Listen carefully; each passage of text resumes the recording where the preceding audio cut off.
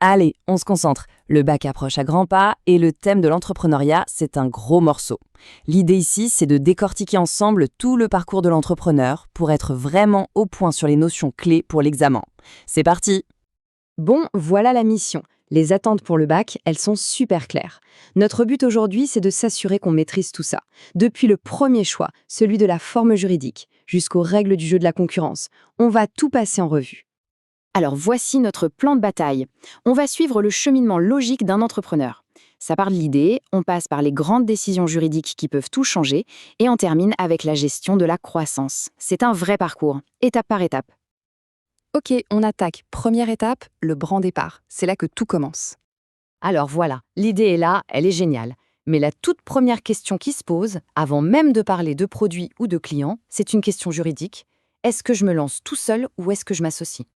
Et ce premier choix, il est vraiment fondamental. D'un côté, on a la voie de l'indépendance totale, c'est simple, c'est rapide, mais le risque personnel est immense. De l'autre, on a l'union, la force du groupe qui offre une bien meilleure protection, un véritable bouclier. La question, c'est vraiment de savoir quel niveau de risque on est prêt à accepter. Bon, explorons cette première voie, celle du cavalier seul. On va voir quels sont les risques, très concrètement, et surtout comment le droit a évolué pour mieux protéger l'entrepreneur. C'est vrai que sur le papier, c'est hyper tentant. Pas de chichi administratif, on est le seul maître à bord, les coûts sont faibles, c'est la liberté quasi totale, surtout avec le régime simplifié de la micro-entreprise. Ça explique pourquoi beaucoup commencent comme ça.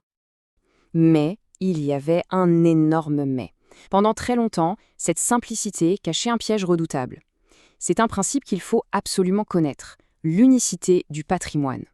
En gros, la loi ne faisait aucune différence entre l'argent de l'entreprise et l'argent personnel de l'entrepreneur. Et la conséquence, elle est brutale. Ça veut dire que si l'entreprise accumulait des dettes, les créanciers pouvaient venir se servir directement sur les biens personnels. La maison, la voiture, le compte en banque familial, tout pouvait y passer. C'était une véritable épée de Damoclès. Heureusement, la loi a évolué, et ça, c'est un point super important. On voit bien la progression. Avant 2010, c'était le risque maximum. Puis en 2010, une première brèche avec le IRL. Et enfin, la grande avancée de 2022, maintenant la séparation est automatique. Le droit a fini par construire un mur pour protéger l'entrepreneur et sa famille. D'accord. Mais alors, que faire si le projet est trop gros pour une seule personne ou si on veut une protection encore plus solide dès le départ? Eh bien, la solution, c'est de créer une société. L'idée, c'est de donner naissance à une nouvelle personne, mais une personne morale. C'est cette entité qui va posséder les biens, signer les contrats et assumer les dettes. Le patrimoine des fondateurs, lui, est bien à l'abri derrière ce bouclier juridique. Et attention, pour que ça marche, il ne suffit pas de signer des papiers. Il faut un état d'esprit bien particulier entre les associés, un concept clé qui vient de la jurisprudence, l'affectio societatis. C'est la volonté sincère de collaborer, de ramer dans la même direction et de partager les succès comme les échecs. Pour le bac, il y a un duel classique à connaître. SARL contre SAS. La SARL, c'est un peu le cadre sécurisant, tout est très encadré par la loi, c'est rassurant. La SAS, à l'inverse, c'est le royaume de la flexibilité. On peut organiser le fonctionnement de l'entreprise de manière beaucoup plus libre dans les statuts. Et là, petite astuce, on peut être seul et vouloir quand même le fameux bouclier. C'est tout à fait possible. Il suffit de créer une société, mais avec un seul associé. Ça donne l'URL, qui est une SARL en solo, ou la SASU, une SAS en solo. On a le meilleur des deux mondes, l'autonomie et la protection maximale. Ok, la structure est choisie, l'entreprise est lancée, maintenant il faut penser à la croissance. Et pour ça, on peut s'appuyer sur des partenaires. Deux grandes stratégies de partenariat à connaître, ce sont la franchise et la sous-traitance. Dans la franchise, on loue une recette qui marche, une marque, un concept. Dans la sous-traitance, on délègue une partie de sa production à une autre entreprise spécialisée. Ce sont deux logiques très différentes. La franchise, c'est vraiment un contrat donnant-donnant. Le franchisé, celui qui rejoint le réseau, il gagne en temps fou. La marque est connue, le modèle a fait ses preuves.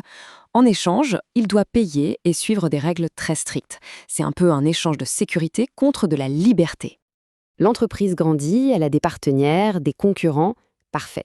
Mais ce petit monde est régi par des règles très précises, celles de la concurrence. Le principe de base, c'est la liberté du commerce et de l'industrie. En clair, la compétition, même agressive, est encouragée. Mais cette liberté a une limite très claire. Elle doit rester loyale. On ne peut pas faire n'importe quoi pour gagner. Alors, qu'est-ce que la concurrence déloyale ? Eh bien, il y a 4 grands cas de figure. Imiter pour semer la confusion, dénigrer en racontant des mensonges, agir en parasite pour profiter des efforts des autres, ou carrément chercher à désorganiser un concurrent. Ce qui est fascinant, c'est que ce ne sont pas des lois qui définissent ça, mais les décisions des juges au fil du temps. C'est la jurisprudence. Et puis, on monte d'un cran. Il y a des comportements qui sont tellement graves qu'ils ne sont plus seulement déloyaux, ils sont carrément interdits, parce qu'ils cassent le jeu économique pour tout le monde. Les 2 plus connus sont les ententes, quand des concurrents s'accordent en secret sur les prix, et l'abus de position dominante, quand un géant écrase les plus petits.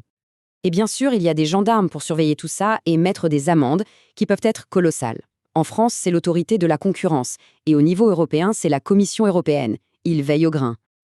Allez, pour finir et pour s'entraîner, un petit cas pratique typique de ce qui peut tomber au bac.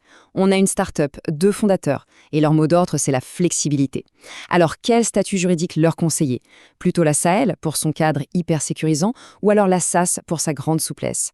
L'important, ce n'est pas tant la réponse que la capacité à justifier ce choix avec tous les arguments qu'on vient de voir. C'est ça qu'on attendra le jour J.